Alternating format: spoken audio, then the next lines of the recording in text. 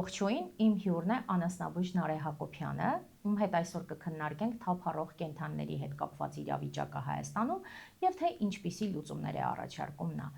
Ողջույն Նարէ, շնորհակալ եմ հյուրընկալման համար մեր տաղավարում եւ առաջին հարցս։ Ձեր դիտարկմամբ վերջին տարիներին իրավիճակը բարելավվել է, թե վատթարացել։ Ողջույն, շնորհակալություն հրավերի համար։ Իրականում հաշվի առնելով այն հանգամանքը, որ առհասարակ մարդկանց մեջ եւ պետական մակարդակով առհասարակ կենդանիների նկատմամբ վերաբերմունքը բարելավման է գնում, բայց իրավիճակը անտուն կենդանիների հետ կապված դեռ մնում է անլուծելի ու ունենք բազմաթիվ խնդիրներ, որոնք որ շատ վտանգավոր են եւ կենդանիների համար եւ բնակիչների համար քաղաքի։ Հաճախ նշվում է, որ իրականացվում են ստերջացման ծրագրեր, բայց միևնույն ժամանակ թափառող կենդանիների թիվը չի նվազում քաղաքում եւ առհասարակ մեր երկրում։ Ինչն է այստեղ խնդիրը ըստ ձեզ։ Խնդիրը միայն վերջնական կետով լուծում առաջարկելը չի, այսինքն ոչ մի խնդիր ճիշտ տարբերակ է կենդանուն ստերջացնել ու նորից բաց թողել իր տարածք, որովհետև պոպուլյացիան պիտի լինի, այսինքն եթե տարածքի բնակիչ է այդ կենդանին, պետք է մնա այդ տարածքում, որտեղ եթե ինքը չլինի, ուրիշ կենդանի է գալու, ուրիշ շուն է գալու իր փոխարեն ու լրացնի պոպուլյացիայի քանակը, ու դրա համար ճիշտ տարբերակ է, որ պետք է ստերջացվի կենդանին, բայց դա պետք է արվի նախ հավուր պատշաճի ու պլյուս դրան պետք է նաև հիմնահատակ լուծվի գլխավոր, պատճառը ինչ են առաջանում փողոցի կենդանիները, այսինքն ինչ որ մեկը լքում է իր կենդանուն, որ առաջանում է փողոցի կենդանի։ Շատերը օրինակ նույնիսկ բողոքում են ստերջացման համար, ասում են, որ դուք կենդանուն զրկում եք բնական ապրելու իրավիճակից ստերջացնելով, այս ուղղությամբ ինչ կասեք։ Բազմիցս ենք խոսացել այդ թեմայով ու այն կենդանիները, ովքեր որ բնական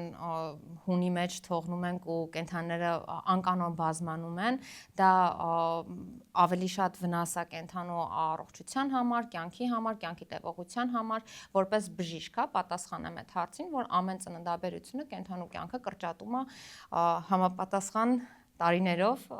դե բնականաբար իրանց կյանքը երկար է, եթե ուզում ենք իրանք երկար ապրեն ու փողոցի կենդանիները չշատանան, հետեւաբար այո, պետքա ստերջացնել։ Ու կենդանիները, այն կենդանին, որին մենք վերցրել ենք ու մեր տանն ենք սովորացրել, տանն ենք պահում, դա արդեն բնության հետ կապ չունեցող կենդանի է, ինչ բնականի մասն է խոսքը։ Ստերջացման ծրագրում ինչ որ թերություններ, բաց թողումներ տեսնում եք։ Այս պահին մենք շատ ապացուցված դեպքեր ունենք, որ կլիպսով կենդանիները ձագեր են ունենում, այսինքն մեր կենդանասերների կողմից չեմ հոգնի ասեմ, որ շնորհակալություն մեր կենդանասերների խմբին, ովքեր որ պայքարում են այս ամեն ինչի համար ու պայքարում են կենդանիների համար, բազմաթիվ բացահայտումներ են եղել, որ եթե կենդանու ականջին կա կլիպս, հետեւաբար այդ կենդանին պետքա լինի ստերջացված ու գրանցված, բայց կլիպսով կենդանին վիրահատական սեղանում հղի վիճակով, այդ նորմալ չի։ Մենք դրա համար վճարում ենք, դա վճարվում է իմ կողմից, ձեր կողմից, բոլորի կողմից վճարվող հարկերի գումարներով, որ արվի հավուր պատշաճի, բայց իրականում չէ, կլիպսը խփում են, բաց են թողում ու այդ կենդանն էլ ձագեր է ունենում։ Հավատացեք, մեր կենդանասերների աչքից ոչինչ չի վրիպում։ Իսկ որքան է պատասխանատվությունը առհասարակ բաժանված պետության եւ հասարակության միջեւ։ Քանի որ պետությունը իր կողմից չի վերցրել պատասխանատվություն, կերակրել ու հոգ տանել կենդանիների մասին, ովքեր որ ապրում են փողոցում, այլ միայն ստերջացում ու բաց թողել, այսինքն դա ես դա նորմալ չեմ համարում իհարկե, բայց այդքանով սահմանափակվում է պետության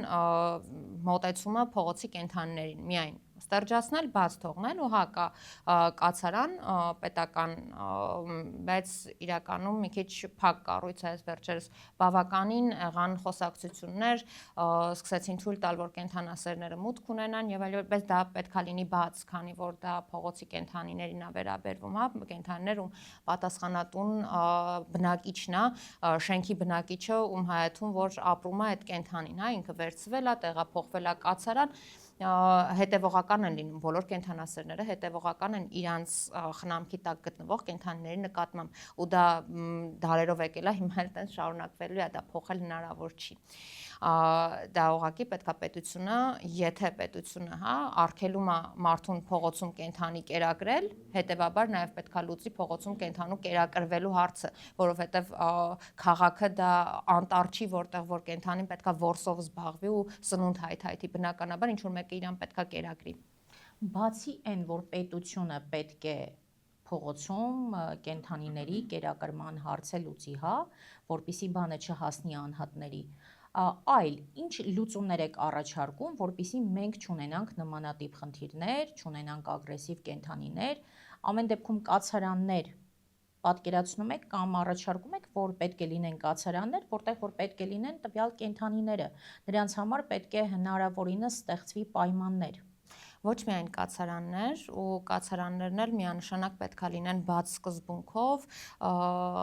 որդեգրման բաց հնարավորությունով, կենդանասերների այցելությունների հնարավորություններով ու պետքա պետությունը պարտադիր ունենա անասնաբուժական հոսպիտալ, հիվանդանոց, այսինքն կլինիկան դա այս պահին Հայաստանում գործում են միայն անհատի կողմից կլինիկաներ, որոնք որ բնականաբար ունենում են սահմանափակ հնարավորություններ թե բարեգործական միջոցառումներ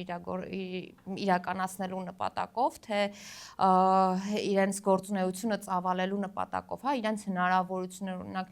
շատ հետազոտություններ կա, որ մենք չենք կարողանում անել տեխնիկայի բացակայության պատճառով ու մենք փորձում ենք այդ ամեն ինչը հաղթահարենք, բայց դա չի համեմատվի պետական միջոցներով կառուցվածի հետ, ու այո, պետությունը պետք է ունենա այդ հնարավորությունը պետական մակարդակով ծառայություն մատուցելու, որովհետև շատ դեպքերում նաև փաստաթղթային հարցի առաջ ենք կանգնում երկրից երկիր տեղափոխվելու համար ու մենք փաստի առաջ ենք միշտ, որովհետև փաստաթուղթ է պահանջում սահմանը լքելու համար, բայց այդ փաստաթուղթը կենդանատերը կարողանում է վերցնել միայն անհատական կլինիկաներից, պետական ոչ մի կառույց չկա, որ իրեն կարողանա տրամադրել այդ հնարավորությունը, բայց դա պետք է կառավարվի պետության կողմից։ Սիրելի հետևորդներ, իմ հյուրն էր անասնաբույժ Նարէ Հակոբյանը եւ վերջին խոսքն եմ տրամադրում ձեզ, ինչ կհորդորեք մեր ժողովրդին որպես անասնաբույժ։ Ինչպես մենք մարդիկս, այնպես էլ կենդանիները մեր հետ հավասար իրավունք ունեն ապրելու երկիր մոլորակի վրա, հետևաբար նաև մեր քաղաքում, մեր հետ միասին ու իրենք էլ լիարժեք հասարակության անդամներ են ու կհորդորեմ, որ ավելի բարեհամբույր ու բարի լինեն կենդանիների նկատմամբ, պետք չի ագրեսիվ տրամադրվել, եթե դուք ագրեսիա չտրամադրեք կենդանիներին, իրենք նույնպես ագրեսիվ չեն տրամադրվի ձեր նկատմամբ ու չի լինի կոնֆլիկտային իրավիճակներ, որոնց մենք միշտ բախվում ենք։ Նարէ, շնորհակալ եմ հյուրընկալման համար։ Հուսամ սա մեր վերջին հանդիպումը չի, իսկ ձեզ սիրելի հետևորդներ, ուզում եմ տեղեկացնել, որ եթե ունեք հարցեր ուղղված Նարեին, կենդանիների հետ կապված, ապա կարող եք դրանք ուղղել YouTube-յան ալիքի մեր մեկնաբանությունների դաշտում։